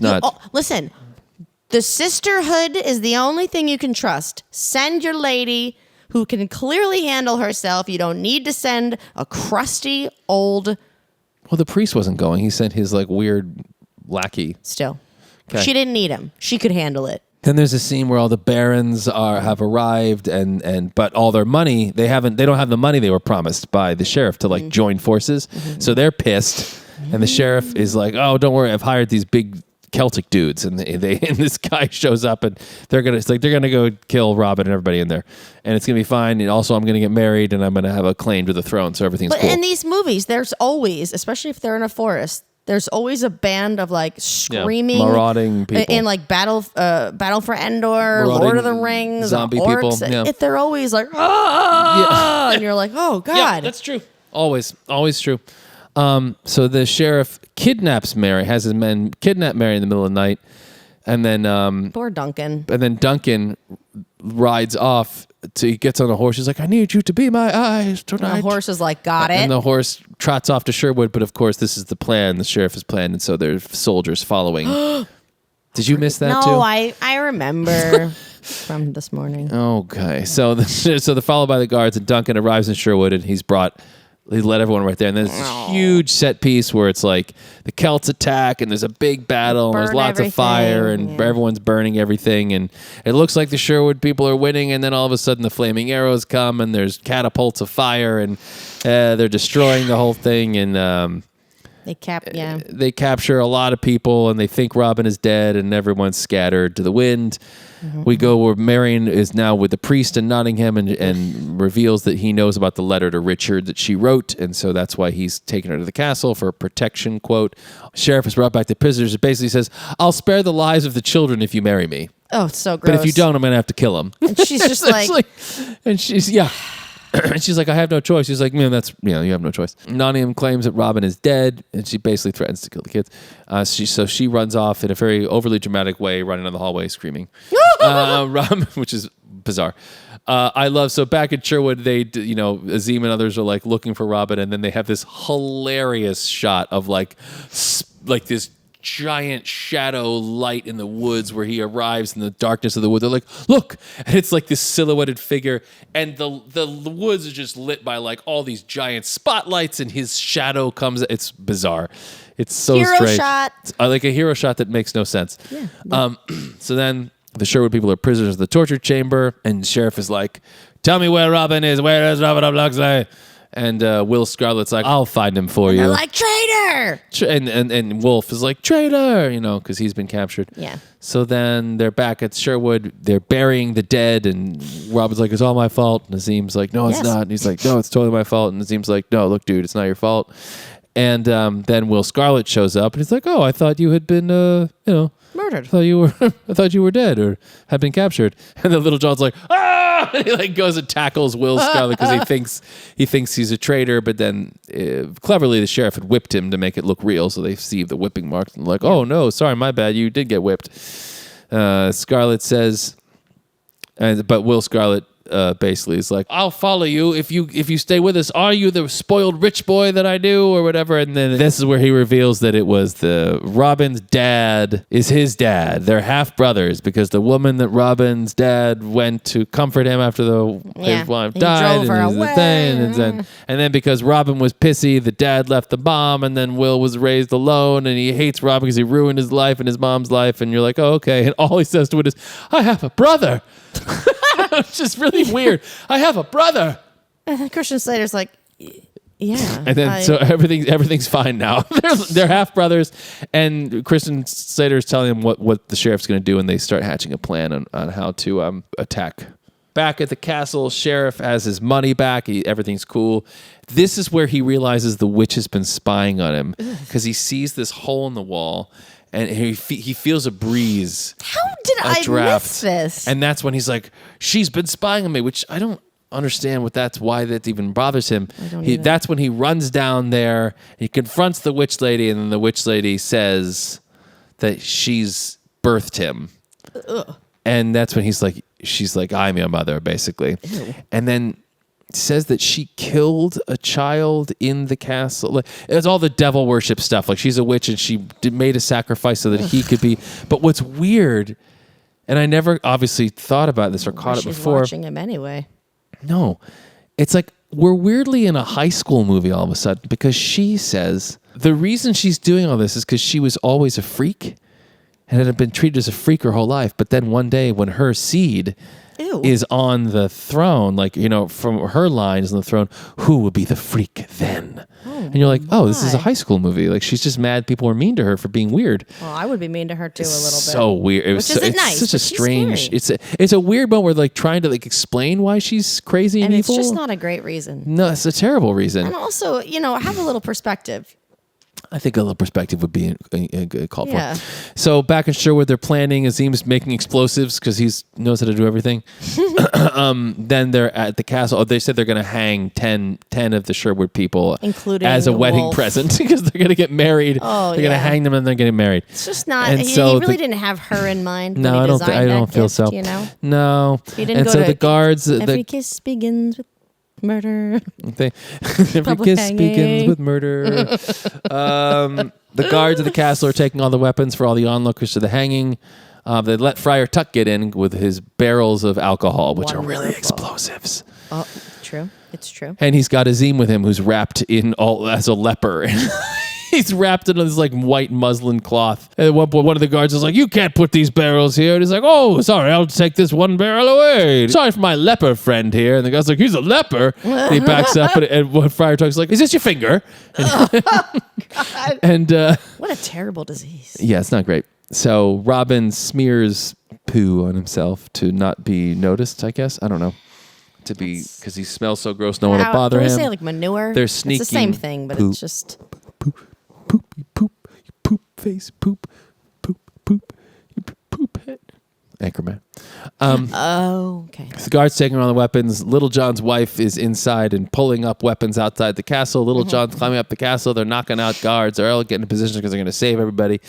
But then, as the prisoners are being walked out through the crowd, Wolf spots Will Scarlet. He's like, "You traitor!" And he unmasks him, and then the sheriff is like, "Oh, what are you? You, the traitor. Did you find Robin?" And he's like, "I found him, but he's dead." But he did. Or something like that. I don't remember what he says. But he's like, "Yeah, sorry, he's not around." And like, "Oh, okay, well, I'm going to hang you too." Yeah. So it throws the whole plan into disarray. They hang the boy first for some reason. They knock his stool out, and then Robin does a shot where he shoots the arrow, and it sort of misses, and then he shoots another one, and it works. But no one saw the first arrow, which I love. Only the second one. Really? Yeah, because he shoots it, and he's nixed the rope. And everyone's still like looking at the thing, and then the second one goes through, and the boy drops down. Everyone's like, "Oh!" And they all turn, which is very funny.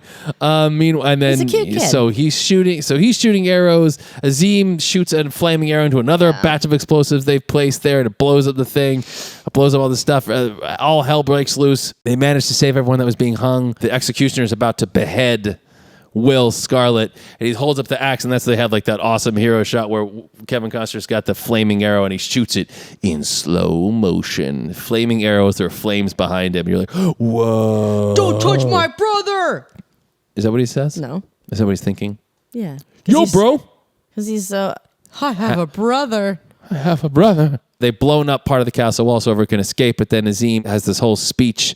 "Join Robin, defeat the sheriff," and everyone's like, "Oh, that's a good idea." They all run back in. They decide to attack. The sheriff and the sheriff's men.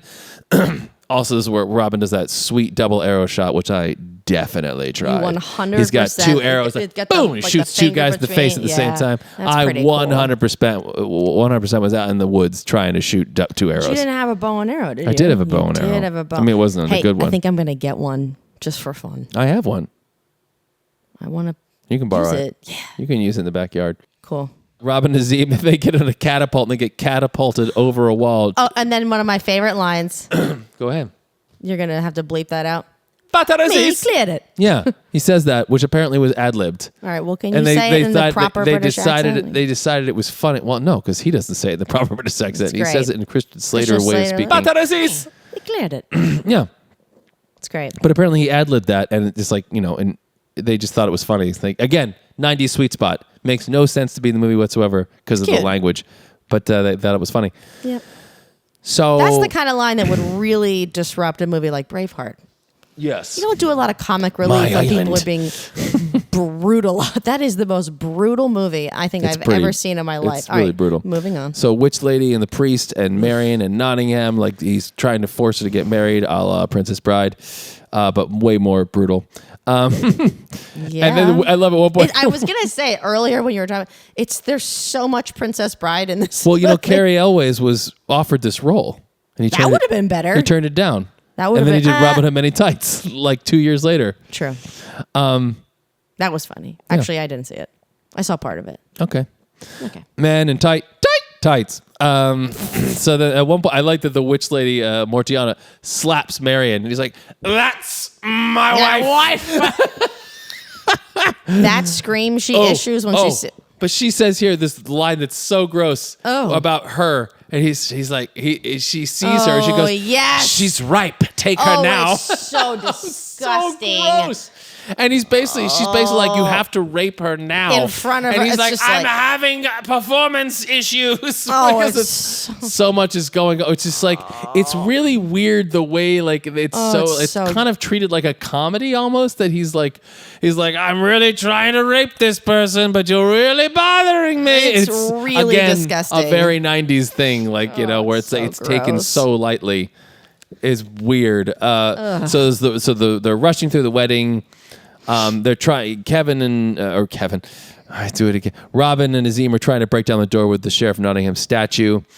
Robin eventually realizes it's not going to work. He goes and finds something to swing in through the window. He swings through the window. He disrupts the attempted rape. Starts fighting Rickman. Meanwhile, the witch lady's outside and stabs Azim.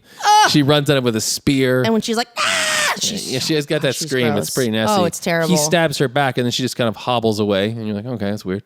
I thought he like really ran her through, or is that later? That's later. And so gets skewered. Robin crashes through the window. The sheriff has his father's sword. He says, I'm going to kill you with it. Big sword fight.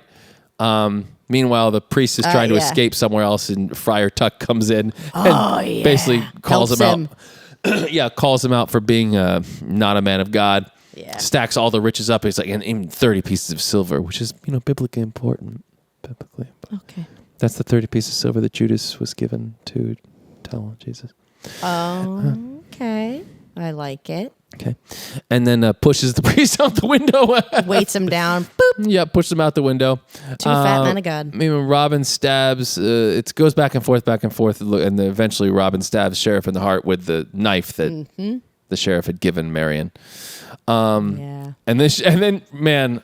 Yeah, his gifts are bad. He gives her a knife. He said he murders murder people children. For him. He's going to hang people. He doesn't have his finger on the pulse of romantic. No romance. Yeah, it's not good. He really, unsurprisingly, Rickman just really goes for the death. The death scene just goes on and on. It just goes, but again, you're just like, I buy it. I believe you. I believe Rickman. You can do it. And then it's like out of nowhere, that's where the witch pops up. And it's like, and runs and Azim bursts through the door and throws his huge sword. Oh, that like machete-looking thing. Flies her against the wall, yeah. Oh, she's so gross. And that's what he's like, I have fulfilled my vow. And he leaves, which is a great, that's why, again, it's that 90s sweet spot of like, it's tongue-in-cheek and a little bit, the audience is in on it, but it still works. It's fun. Then they're getting married. It's like, days later they're getting married. And the weirdest cameo ever.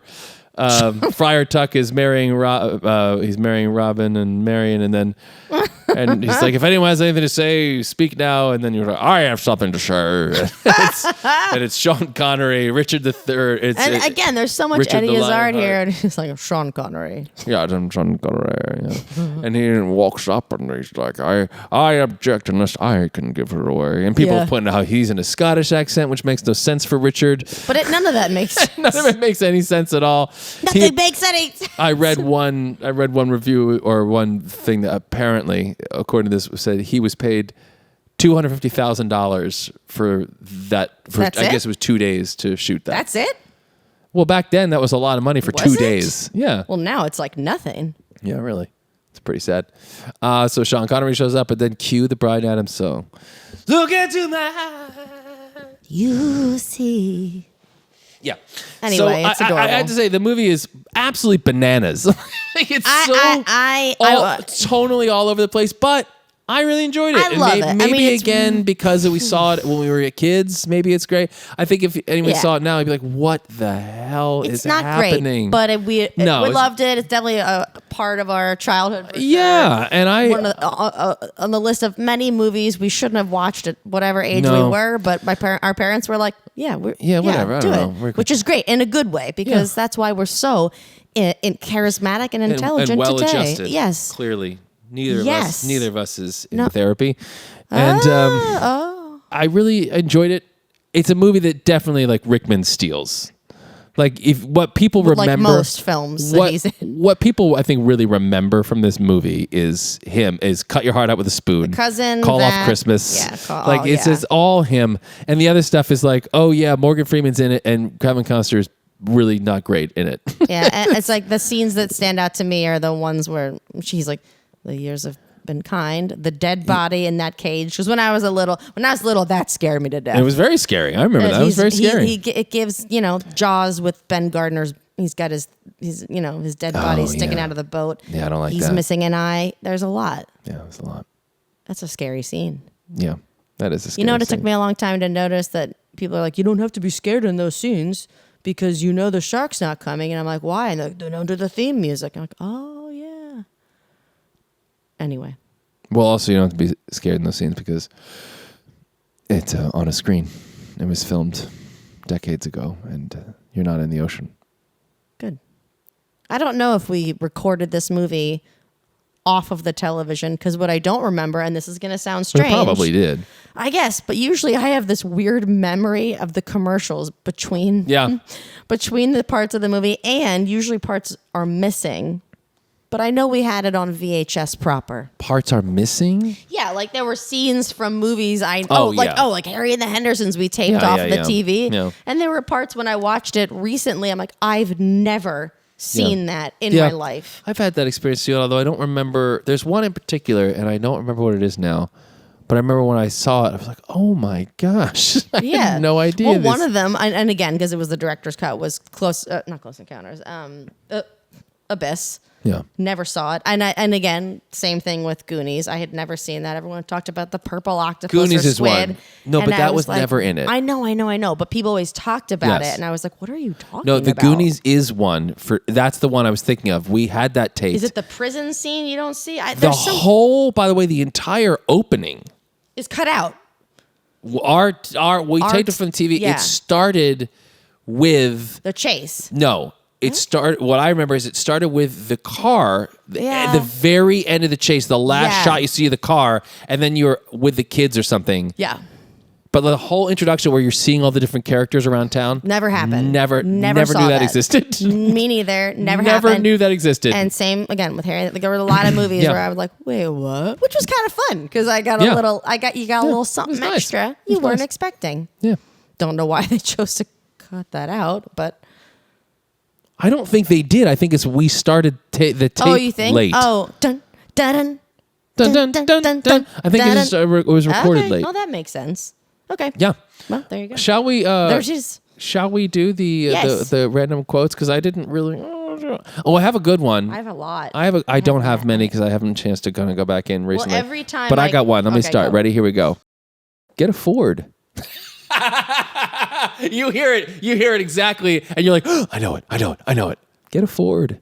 While you think about it, I should also, because I forgot, random quote game, esoteric quote game, what we call it, which are quotes from movies that you might remember. They've always stuck out in our minds because of the way they've been said or whoever said how it was delivered, but they're not the famous quotes from movies, usually. All through our lives, we'll bring it up randomly in conversations, usually when it fits, but we've gamified it, trying to see. We're not trying to stump each other. It's more like, do you remember this one? And it's kind of harder out of context, as Jessi always says, but it is. Get a Ford. It's the last line in a scene, and it's totally random. Or it's not random, it's just the guy is totally random. It's not Raising Arizona, is it? No. Ah, shoot. Get a Ford. Oh, I can hear it. Is it like a family man neighbor type situation? No. It's a family at a dinner. This is like an awkward moment where it's an awkward moment. It was meant to. They say it and they're like, yeah, because the guy is such an idiot and he's. Get a Ford. He's eating. He's chewing with his mouth. He's eating, and he's not the burbs. Not at all part of the conversation until he just says, "Get a Ford," and it's like the worst ill-timed, and he's such an idiot. Get a Ford. Oh man. I'm stuck. I bet you're going to get it. We'll come back to it. You do one now. Oh, shoot. All right. You shouldn't have been from Minneapolis. You shouldn't have been. It's like not a spy thing, but it's like a... it's got the, you shouldn't have been from Minneapolis. Yes. That's what it's... So creepy. You shouldn't have been from Minneapolis. It's a killer. Yes. You shouldn't have been from Minneapolis. Oh, dang it. But wait, is this one from that we watched as kids, or is this a... I doubt we watched it. It's around like age of like True Lies, like True like Lies. that kind of like we watched it, but it wasn't like, hey everyone, let's have popcorn after elementary school. You shouldn't have been from Minneapolis. It's get a Ford. Yes. You shouldn't have been from Minneapolis. Stop thinking about it. Me too. It's starting. It's coalescing. Oh, I just saw a kitchen. Yeah. It's a kitchen, and he kills her there, or a living room. Right. The living room. Wow, look at this. And wow, this is interesting. She's got a very specific haircut. She works at a bank. Jeez, Josh, this is so creepy. She works at a bank, and she's like a little sad. You're and like a medium right now. She's a little sad, and she's lonely. Oh my! This is like the Wizard of Oz. She's jumping up and down on the bed. It's so weird. I can picture all. I cannot picture the killer though, but I can't see her face exactly. Oh, it's so good. I love that this is a great quote though. It's so good. Kills her roommate. The roommate's. Does she also die? The roommate also dies? Because she comes home? I think the roommate dies first. Because she's home. Uh-huh. She works at a bank, right? She's a teller. Yes, you're right about that. He's trying to get a loan or something? You do bring up a convention, which is also relevant. A convention? You said something about convention center. It's not part of that, but it is. I feel like in this scene, too, he says that, and do the people, like, it's been, like, kind of a raucous dinner, and they're all like... Yes. It's a callback to something from, like, 2 minutes ago. They weren't even, like... And everyone's pissed at each other, and he just says, get a Ford. All right, let's try moving on. You just have to remember what these were. I have it written down.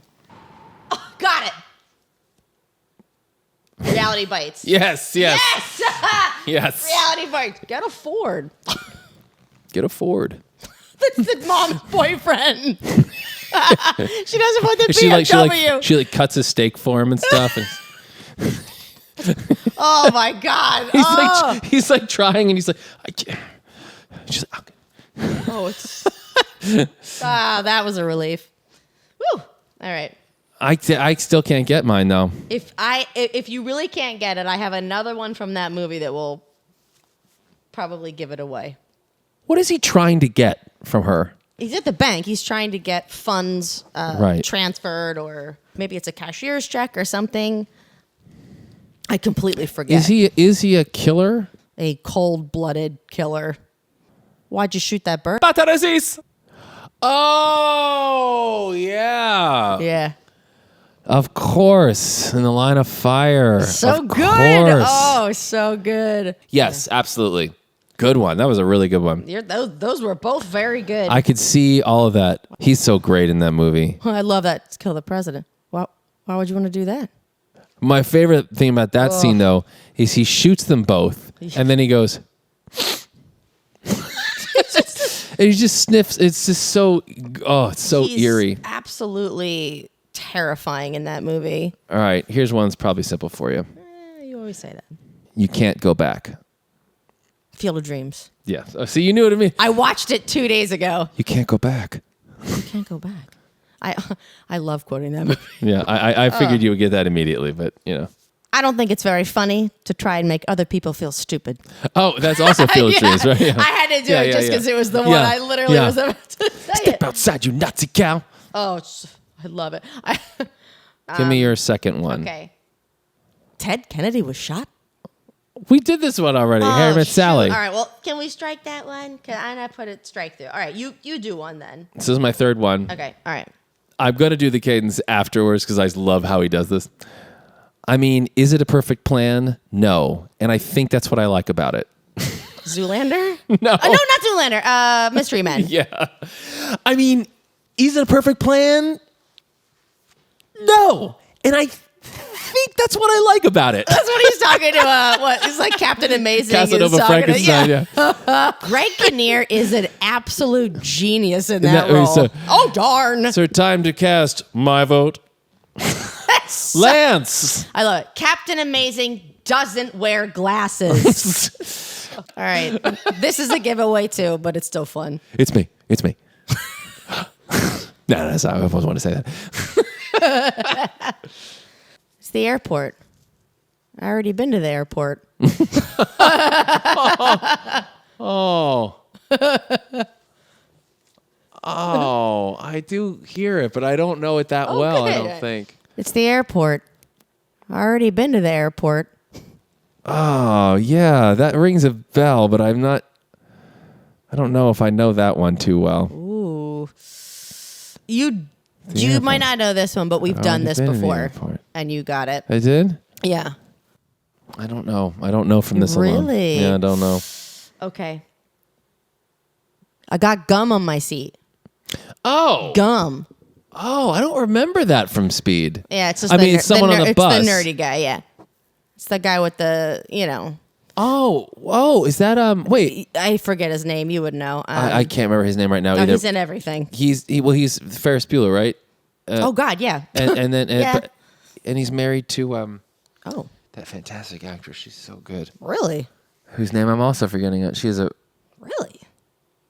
If I'm not mistaken, she was the lead of this show called The Killing, which is a great show. Oh, I love that show. Yeah, the redhead. I love that show. I can't think of her name right now. Oh, I can't pronounce it. Yeah, let me see it. Murray. Yeah, it's Murray Enos. That's his wife?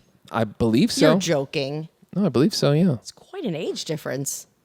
Are we thinking of the same person?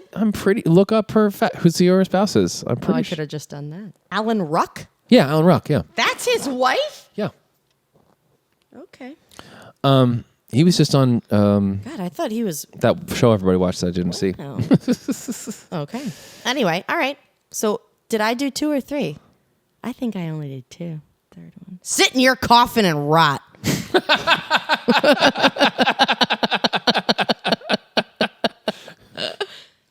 What is that? Sit in your coffin and rot. Okay, who is it? Tell you who it is. No, I mean like the character. Like, what's the? He's a big man with a beard. Well, it's not Tombstone. It's not Tombstone, but it sure sounds like it. Oh wait, it's Willow. It is Willow. Oh, well, yeah. Of course, yeah. Which I love, by the way, that his name's Eric. I know Eric. Mad Mardigan and Eric. Well, Mad Mardigan. What'd you do this time? I love that. Let me out of here, Eric. I'll win this war for you. It's so like, weird. How? I've had trouble I'm surprised that some of these Willow quotes aren't like immediate for me because I again, they're coming from do me. know that so well. General Caleb. No, but you do it exactly. Sit in your coffin and rot. You do it so well. Yeah. Thank you. Okay. Yeah, true. I'm going. We're leaving it's now. School night. I'm going to sleep. Yeah. All right. Night. Okay. Go cool. back to your family. I will. Cool. Bye. See ya. Bye. You hang up first. No, you hang up.